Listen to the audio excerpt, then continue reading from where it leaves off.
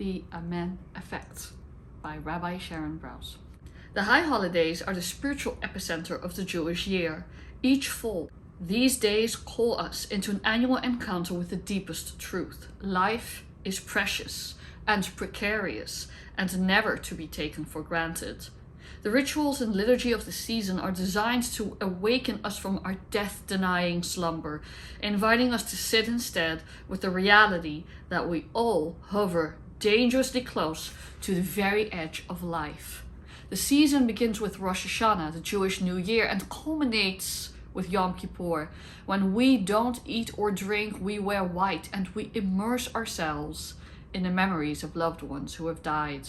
We repeat the words, who will live and who will die, wrestling with the inescapable truth that some of us will be here next year and some of us will not. We do this not to punish ourselves, but because we have more clarity around what matters most when we recognize how profoundly vulnerable we are. The expectation is that an encounter with these ancient rituals will empower us to use the time we have to live with both humility and urgency. But some years, we don't need the high holidays for that reminder. Sometimes pain tears through a community and we're all too aware of how very fragile life is. Those years, the holidays become more of a spiritual touchstone, a reminder of how to hold one another in light of the ever-present reality of loss.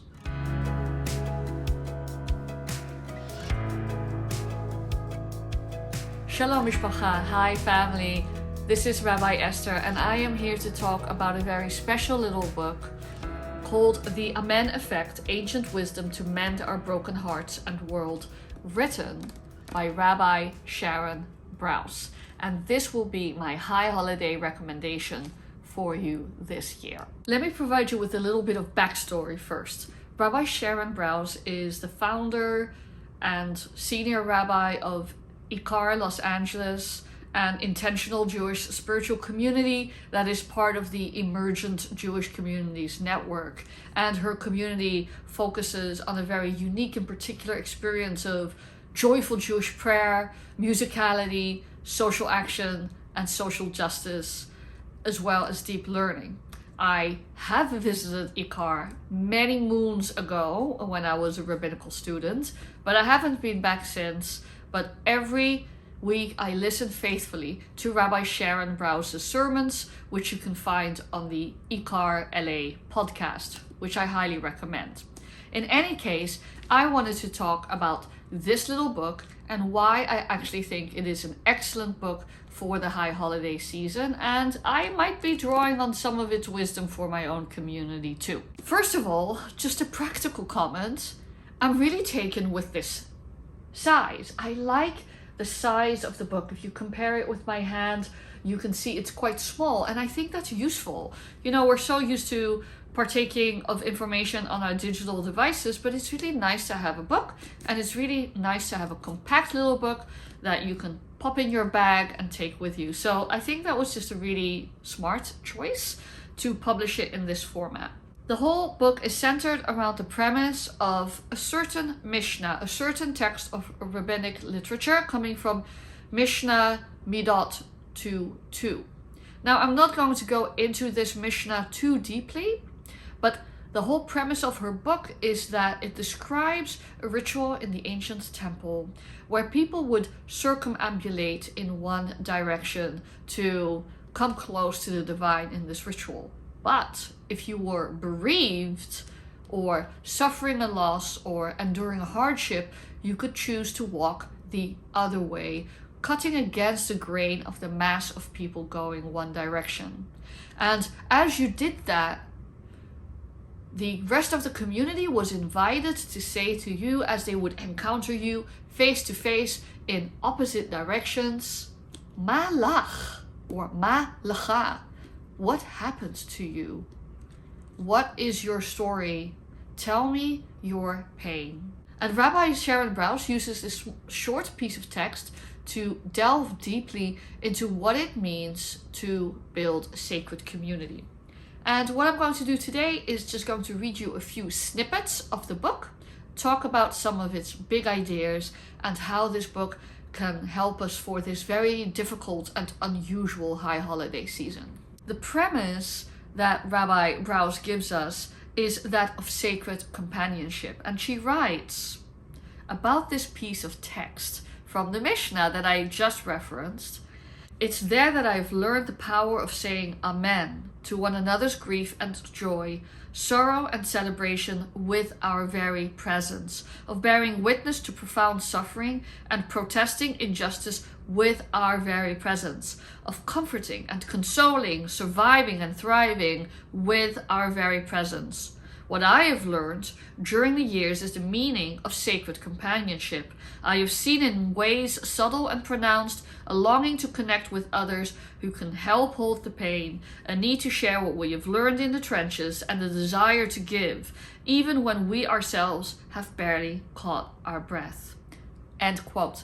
So that kind of establishes what she hopes to do, and what she eventually does in the book is take us through many anecdotes. It's almost like a rabbinic journal or diary or a rabbinic confessional of the kind of work we congregational rabbis do and the kind of tragedies, losses, and moments of joy we encounter and how we hold people through that. It is a very intimate book, and she claims that this is not a book about grief or a grief book, and that's kind of where I disagree a little bit with her.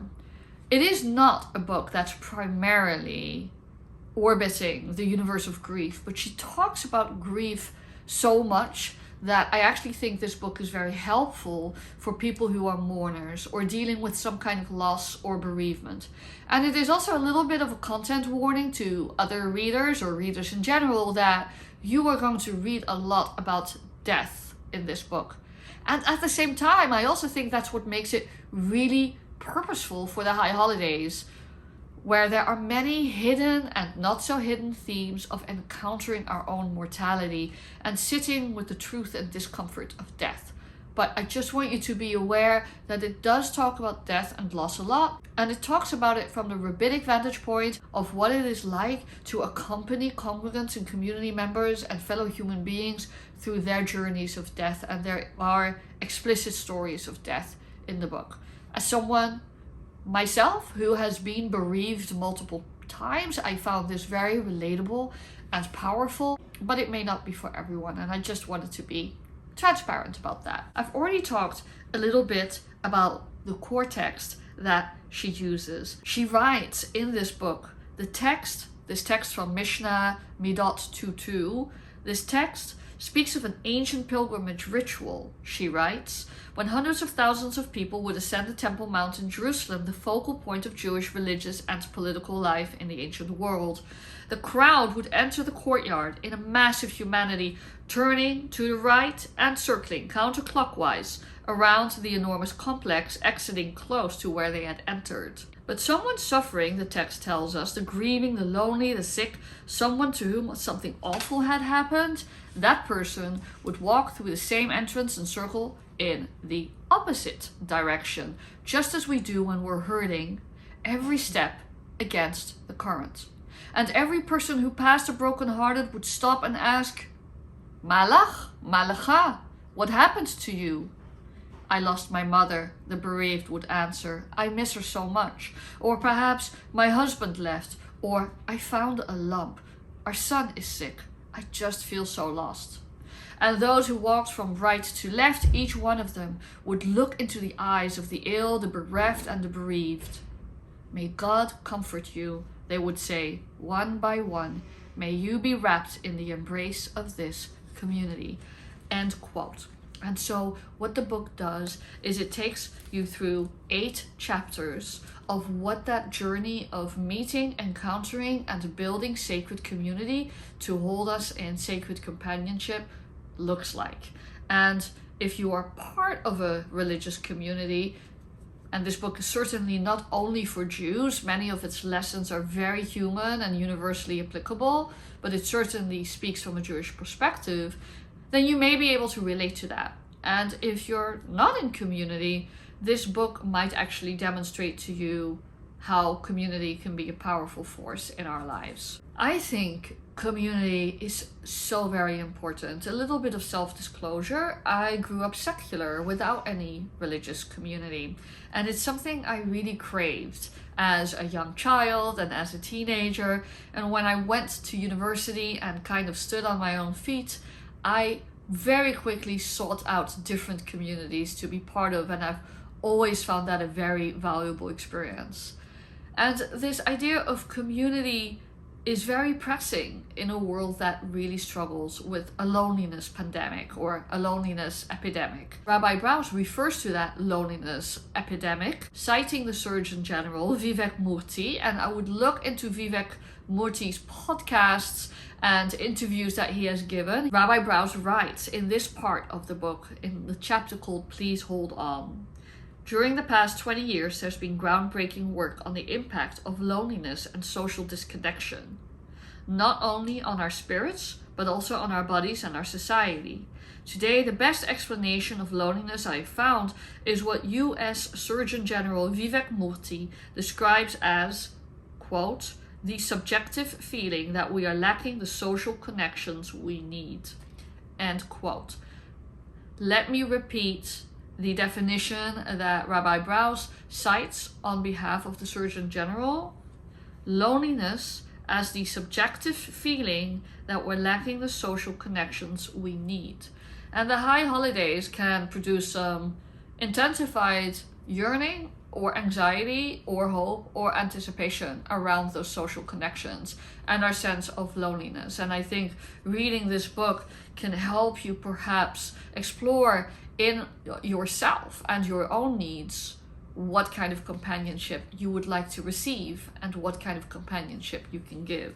The book constantly toggles in between the concerns of the collective, of a human group, a community, for instance, and the needs and passions and vision of the individual. And she talks a little bit about a woman who is suffering from stage 4 cancer and who eventually passes away from the disease.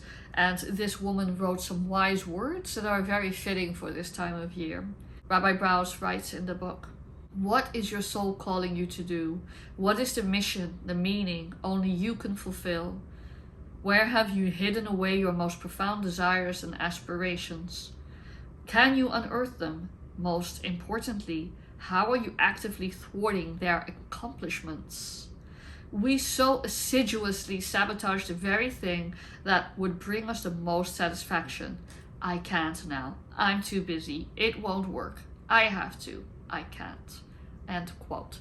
And that is exactly the kind of reflection that the high holidays invites us to engage in. So I just wanted to illustrate that because it was so poignant and it was such a powerful voice of wisdom of a person who is no longer with us. Zichrona livracha, may her memory be a blessing. To me, the most powerful chapter of all 8 chapters was chapter 8, which is called Wonder. It's all about the pursuit of justice, polarization, and the mismatched moral commitments we may have in our clashes with people who we strongly disagree with and who could even be our opponents. I definitely thought that was the bravest chapter of the book.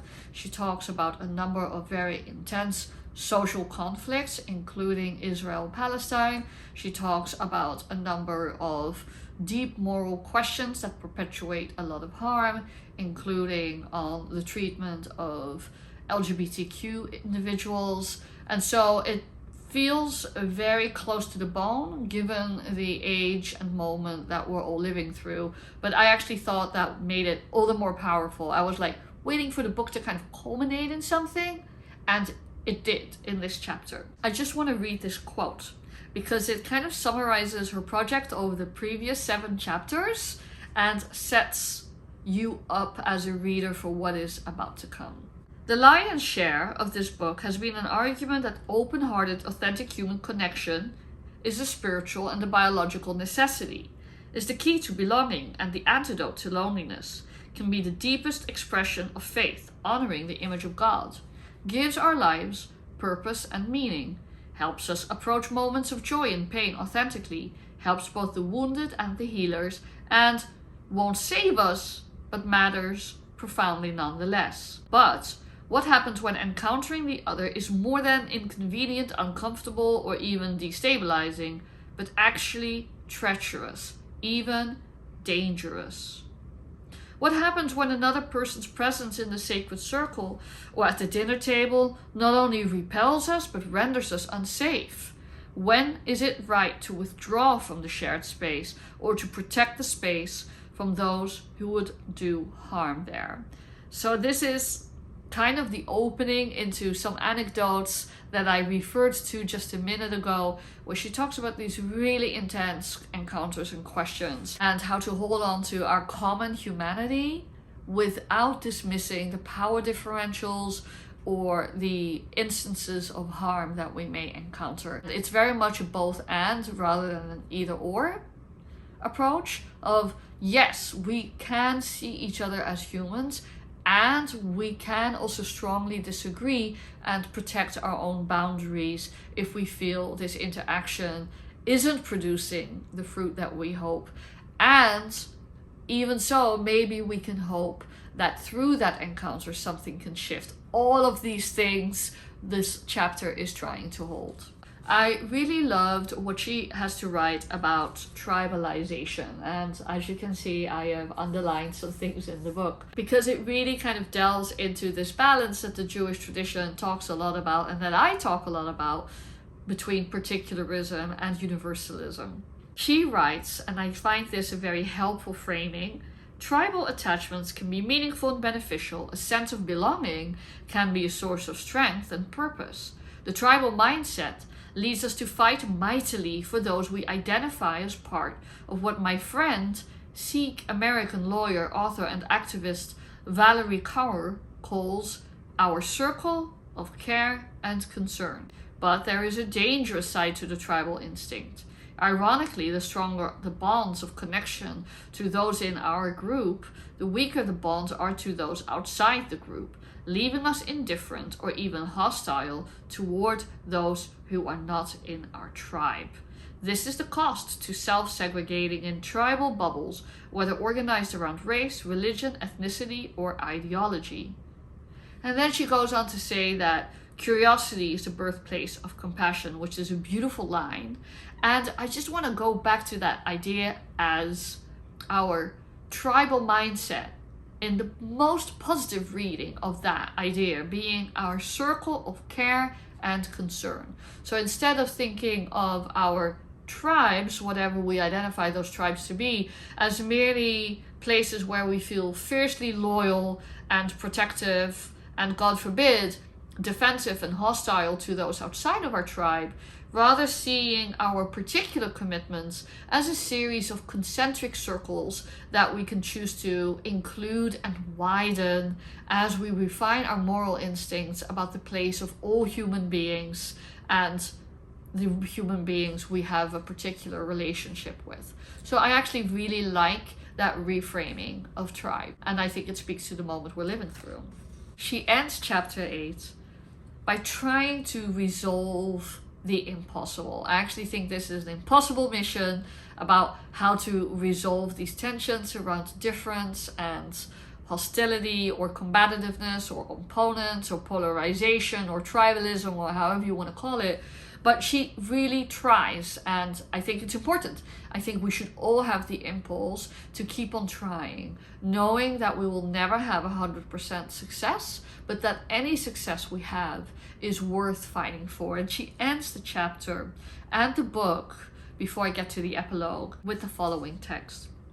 Wonder and curiosity lead us to sacred encounter. This is not a path towards capitulation, but instead towards sacred recognition of each other's humanity. This may be our best and most enduring chance to mend our broken hearts and world. I trained as a social scientist before I became a rabbi, and curiosity has been the name of the game in my own life. Since I was this big, I've always been curious about other cultures, about people who are not like me. And I think it really undergirds a lot of the work that I do as a rabbi, where I want to be supportive of those who are like me and curious about those who are not, so that maybe I can discover that they are more like me than I might think. And so that open-hearted curiosity, the ability to hold your own and not immediately resort to a posture of defensiveness, I think that is really, really sound advice. The book ends with an epilogue called Write a New Story. And in that, she talks about a series of practices, each practice based on a chapter. So there are 8 practices. I have kind of summarized them on the page here in pencil. These practices actualize and make concrete the principles she lays out in the book. So she talks about attending a funeral, or meeting your neighbors, or meeting those in your wider surroundings with curiosity and holding the divine image in them, or serving community, or take a joy break away from grief, or seeking out help and not just gritting and bearing it, and being present and knowing when to come to the table and stay at the table, and when to breathe and maybe when to leave the table in the encounters that can be fraught and challenging. I'm not going to go through each practice in detail, but there is a practical application to the book, which is of course great for the month of Elul. I just wanted to talk about this little book because it's a short read. It's very accessible. It gives you kind of like, an insight into the secret lives of rabbis and the things that we encounter in our rabbiing. And it is a very human and relatable book. And I actually think it's great for those who are already in Jewish communities and wonder about the dynamics of community. It's great for congregants in that sense, but it's also great for people who want to know more what community and what being part of a faith community or a Jewish community can be like, and helps us hone our ideals of what community can be in its best iteration of itself. A place where we learn to say Amen to each other's blessings and Amen as we hold each other's hardships. I hope you enjoyed this review of Rabbi Sharon Brous' book, The Amen Effect. You can get it at all your major retail bookstores, internet things, you know how that works. I would recommend subscribing to the Inquires podcast. I wish you, during this month of Elul, a season of reflection and of healing. Thank you. Shalom uvracha, with peace and blessings, from my bite to your bite.